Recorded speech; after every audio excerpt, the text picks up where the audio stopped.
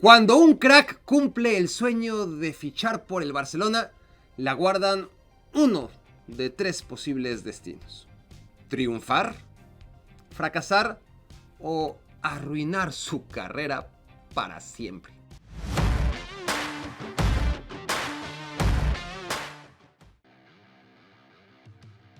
Cinco temporadas memorables en Independiente de Avellaneda. 4 años impecables en Real Zaragoza. Mundialista en Alemania 2006. Gabriel Milito llegó al Barça en 2007. Tenía 26 años y atravesaba el mejor momento de su carrera. Fichar a Milito era además una cachetada directa al Real Madrid, club que había comprado originalmente al argentino y al que de última hora decidió desechar porque los exámenes médicos no recomendaron su incorporación. Fue todo un escándalo y Zaragoza resultó el gran beneficiado de aquel fichaje abortado. 4 años después, el Barça se reforzó con aquel central con el que el Madrid se había equivocado. O todo lo contrario. Al final de su primera y, para efectos prácticos, única temporada en el Barça, Milito se rompió los cruzados. Le llevó 600 días recuperarse, o más bien, no se recuperó nunca, pues cuando al fin volvió, no tardó en lesionarse de nuevo. Gavi tenía tan solo 30 años cuando volvió a Independiente y un año después se retiró del fútbol. La Atalanta es un santuario mágico. Son pero muy pocos los futbolistas que brillan en el equipo de Giampiero Gasperini y que luego son capaces de mantener ese nivel en otro club. Franck Kessié era tan bueno que se trata de una de las excepciones a esa regla 1000 veces comprobada. El mediocampista jugó 5 años en el Milan y lo hizo tan bien que se ganó el apodo de presidente. Aunque a decir verdad, solamente le decían así porque la primera vez que llegó a entrenar se estacionó sin darse cuenta en el lugar reservado para el presidente del club. En fin, Kessié metió 35 goles en la Serie A con el Milan. Robaba balones, repartía la pelota con criterio, desbordaba rivales con su gambeta. En 9 palabras, todo lo que dejó de hacer en el Barcelona. El marfileño tenía tan solo 25 años y un enorme futuro por delante, pero una sola temporada en Cataluña fue suficiente para que el Barça lo dejara listo para pudrirse en Arabia Saudita. El gran tropiezo en la carrera de Memphis Depay tuvo lugar en el Manchester United, pero el United no logró arruinar para siempre al neerlandés, quien se reencontró en el Lyon con su mejor nivel. Memphis Depay tenía 27 años y venía de firmar la mejor temporada de su carrera, 20 goles y 12 asistencias cuando apareció el Barcelona. Y entonces sí, Memphis experimentó su segundo y definitivo tropiezo del que ya no se iba a levantar. En el Barça tuvo uno que otro rato, pero no lo suficientes como para que lo aguantaran más allá de una sola temporada. El Atlético de Madrid ofreció 4 miserables millones de euros y el Barcelona los aceptó encantado. A diferencia de David Villa y de Luis Suárez, delanteros que el Barcelona también regaló al Atlético, Memphis no pudo mostrarle al Barça que se había equivocado. Depay no hizo nada al mando del Cholo Simeone y a los 30 años fue a parar al fútbol brasileño. Ganador del trofeo Johan Cruyff como mejor futbolista del año en Países Bajos a los 21 de edad. Tetracampeón de 4 Eredivisie consecutivas. Finalista en la recién acabada Copa del Mundo de Sudáfrica 2010. Ibrahima Afellay, hábil, rápido y versátil delantero que también jugaba de mediocentro en el PSV Eindhoven, es uno más entre tantos neerlandeses a los que arruinó el Barça. Afellay solo fue capaz de marcar 2 goles como blaugrana. Lo salva, eso sí, esta asistencia a Lionel Messi en semifinales de Champions League contra Real Madrid. Por lo demás, sus 5 años de contrato estuvieron plagados de lesiones, suplencias, pocos minutos, menos goles y préstamos infructuosos a Schalke 04, Stoke City y Olympiacos. Afelay acabó regresando al PSV, pero tras su paso por el Barça ya no servía ni siquiera para la Eredivisie. Este miércoles 25 de diciembre llega el Boxing Day. Y con el Boxing Day, las campanadas de mi casino, porque cada 25 de diciembre suele haber una gran sorpresa. ¿Cuál será la de este año? ¿Será que el Manchester City vuelve a perder una vez más? Las mejores cuotas las vas a encontrar en mi casino. Paga 7,50 la victoria del Everton. Si piensas que el Chelsea puede ser sorprendido por el Fulham en el derbi londinense, el Fulham paga 6-1 a través de mi casino. Mientras que el Leicester City, si da la campanada contra el Liverpool, paga 20-1.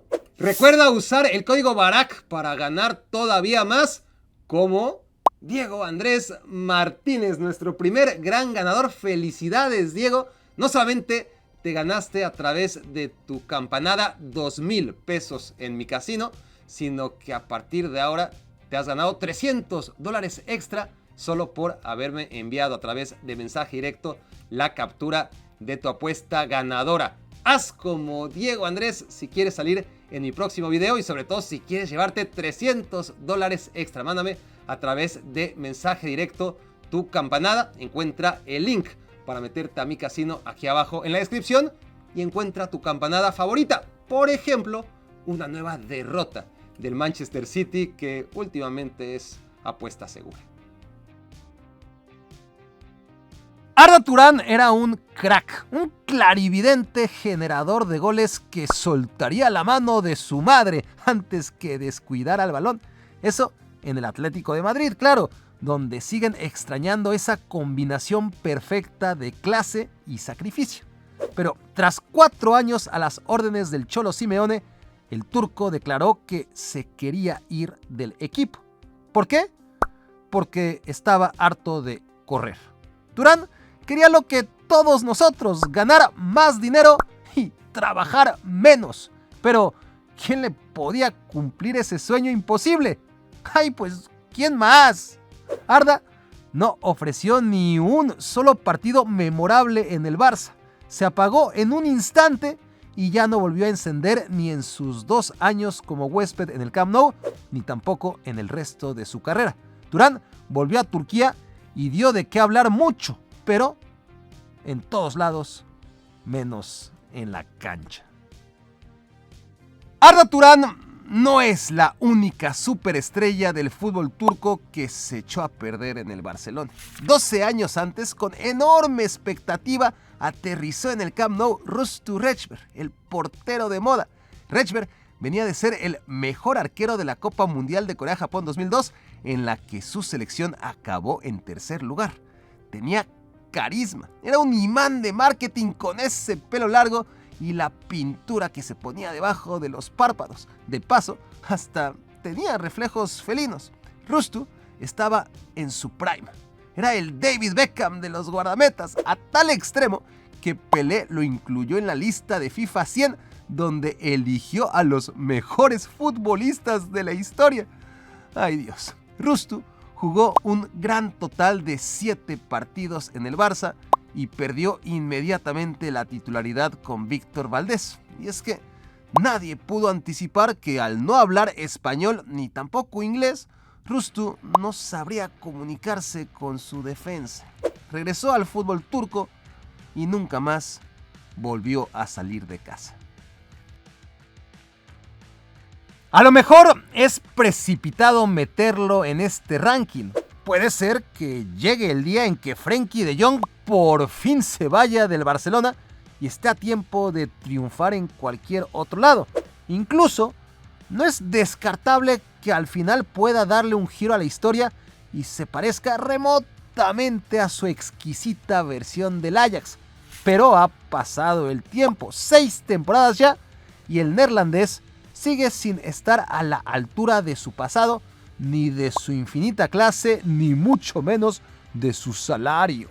El paso de Frenkie por el Barça ha estado marcado por un nivel inconsistente y lesiones recurrentes.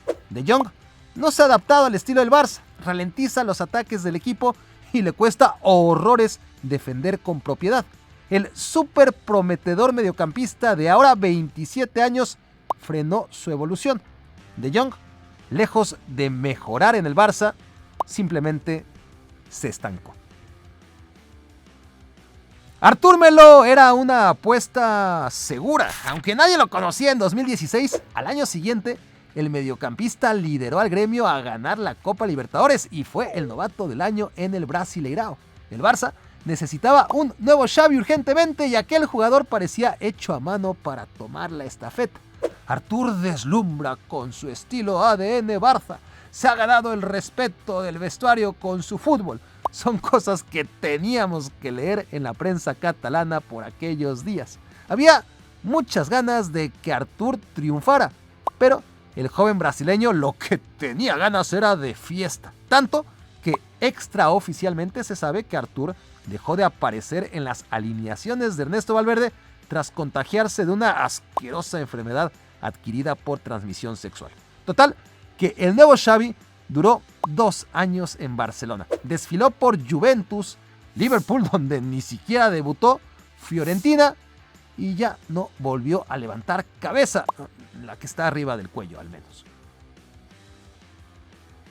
La desesperada búsqueda por el nuevo Xavi en realidad empezó un año antes de la llegada de Artur. En 2016, el hombre elegido por los dioses del mediocampo se llamaba André Gómez.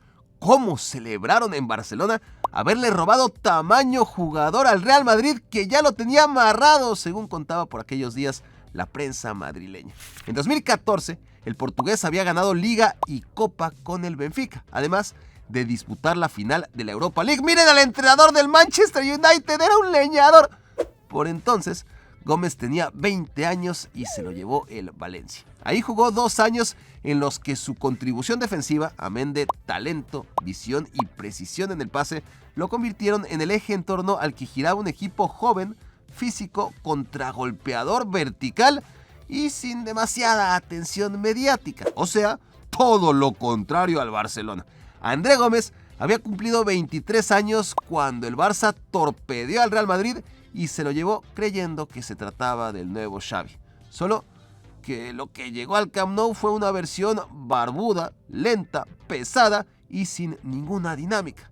Gómez nunca logró adaptarse al equipo. Se convirtió en el blanco preferido de las críticas de la afición culé y en una confesión tan honesta como insólita en un futbolista, aceptó tener miedo de salir a la calle por vergüenza a que le reclamaran por sus malas actuaciones. El mediocampista duró 2 temporadas en el Barcelona. Con Luis Enrique jugó poco y con Ernesto Valverde todavía menos.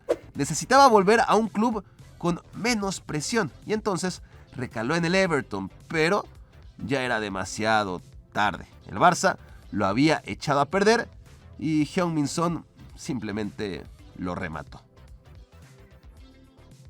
Tras haber echado a perder a Artur, el Barcelona se lo cambió a la Juventus por Miralem Pjanic. Ay, el siguiente en la lista. La carrera del bosnio se divide claramente en 2 etapas, antes y después del Barça. Previo a ese punto de inflexión, el mediocampista había triunfado en el Metz, en el Olympique Lyon, en la Roma y también en la Juventus. Luego firmó 4 temporadas con el Barcelona, pero solamente estuvo 1 año en el que no hizo nada. Después del Barça, Pjanic intentó retomar su carrera en Turquía con el Beşiktaş y no pudo. Se buscó entonces la vida en Emiratos Árabes Unidos, pero ni ahí pudo robar a gusto y ya solamente encontró refugio en la hoy semiclandestina Liga Rusa. ¡Qué nivel, Maribel! Lo presentaron a caballo y toda la cosa, pero ni siquiera en el CSKA Moscú Pjanic es titular. Javier el Conejito Saviola era el nuevo Diego Armando Maradona, campeón goleador del fútbol argentino a los 17 años, récord de precocidad que pertenecía al Diego, campeón y mejor jugador del Mundial Sub-20 en 2001, igualito a Diego 22 años atrás y fichado por el Fútbol Club Barcelona, también como ya saben quién.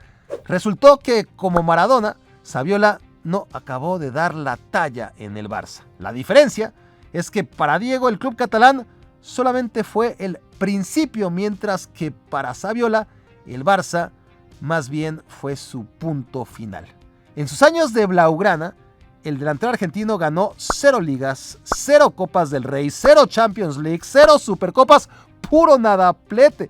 El paso de Saviola por el Barcelona fue tan irrelevante que absolutamente nadie se indignó cuando 5 años después de haber sido el fichaje más celebrado del Barça en muchas temporadas, venció su contrato y se fue al Real Madrid. Y a todo esto, ¿por qué no menciono a Juan Román Riquelme? Bueno, también fue un desastre, pero Román terminó siendo leyenda en Villarreal y también de vuelta en Boca Juniors. Saviola, en cambio, pasó de puntitas por 6 países y 8 clubes distintos tras echarse a perder en Barcelona. Tras naufragar en el Barcelona, Antoine Griezmann alcanzó a tener un segundo aire en el Atlético de Madrid.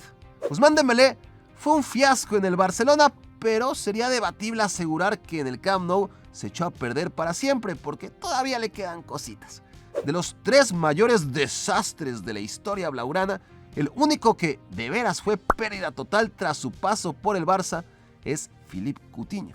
El brasileño venía de ganar el premio al mejor jugador de la Premier League en 2015 y era la indiscutible figura de Liverpool cuando el Barcelona pagó lo que no está dicho por él. La historia duele de solo repetirla. El brasileño llegó en el mercado de invierno al Barça y su rendimiento no fue inmediato. Luego tuvo su primera temporada completa y volvió a dejar mucho que desear, tanto que lo mandaron cedido al Bayern Múnich, donde no hizo nada más que entrar de cambio y meterle 2 goles al Barça, el 7º y el 8º, en un bien recordado partido de Champions League. El Bayern, de todas formas, no quiso quedárselo y Coutinho tuvo que volver al Barcelona. Entonces se lesionó. Estuvo peor que nunca y al cabo de 1 año y medio extra de penitencia se fue al Aston Villa, a la Liga de Qatar y al Vasco da Gama para acelerar dramáticamente su hundimiento. ¿Eres fan de este canal? ¿Se te hacen muy pocos 3 videos nocturnos a la semana? ¿Quieres más? Hazte miembro y tendrás más contenidos exclusivos solamente para fanáticos de hueso colorado como tú. Únete ya. Ahora que si de arruinar carreras que iban bien se trata, hay equipos que hay que escribir en mayúsculas, como el Paris Saint-Germain. Los invito a visitar este video. Encuentren el link aquí abajo en la descripción y dejen sus comentarios porque los de allá, los de acá. Y nos vemos en la próxima entrega. Yo, no mames, sí, la tengo en la cajuela. Y yo, a ver. Entonces ahí vamos corriendo, a ver si era cierto. Abre la cajuela y ahí está la pinche botarga del América, ¿no? Yo, no.